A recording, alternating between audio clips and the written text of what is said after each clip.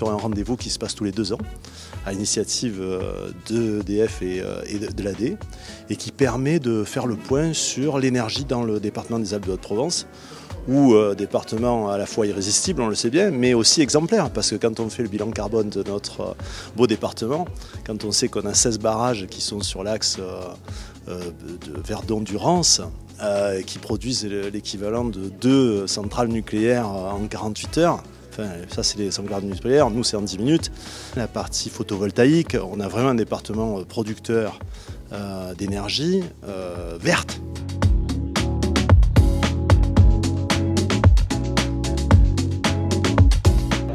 C'est là où on voit tout l'enjeu d'avoir collectivité et industriel qui avancent main dans la main. C'est ce que l'on fait sur Manosque avec l'Occitane, puisqu'on va sortir un grand projet d'électricité verte où on va produire à travers les panneaux solaires sur les terrains municipaux et les terrains de l'Occitane de l'énergie pour produire sur la chaîne de production de l'Occitane. Donc on voit que c'est une énergie verte et un cycle dynamique qui se met en place sur l'ensemble du département, et c'est ce que l'on porte sur la ville de Manosque. L'État est évidemment très engagé. Il est engagé à la fois pour rendre possible les projets sur le plan réglementaire. Très concrètement, l'État finance aussi des projets, subventionne des projets, soit en ingénierie, soit même en permettant qu'ils sortent avec des subventions d'équilibre sur notamment la méthanisation, sur aussi le développement de solutions industrielles. Et ce soir, la présence de nombreux industriels du département permet aussi de leur faire connaître ce que l'État peut faire pour eux.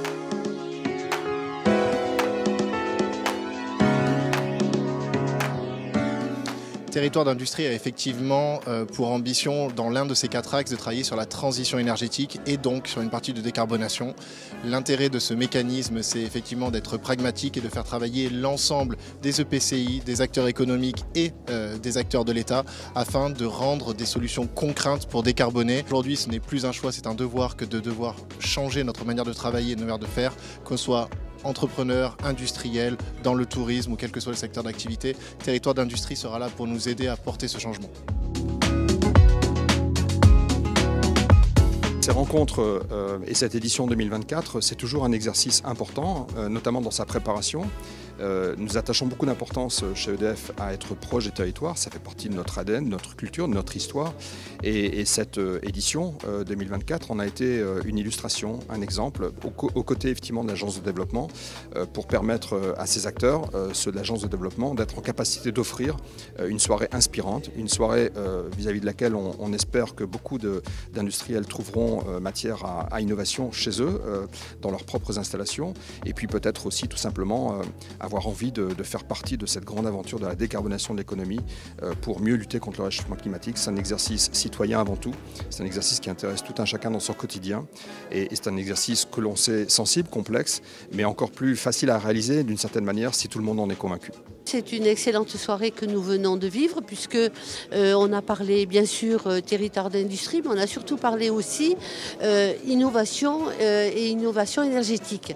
Et moi je me positionne plutôt dans ce cas de figure. Je pense que ce département qui est béni de Dieu bénéficie tant de l'hydroélectricité que du soleil et des autres possibilités aussi. Je n'ai pas parlé de bois, je n'ai pas parlé d'autres énergies utilisables sur le département, mais je crois qu'on a un véritable enjeu.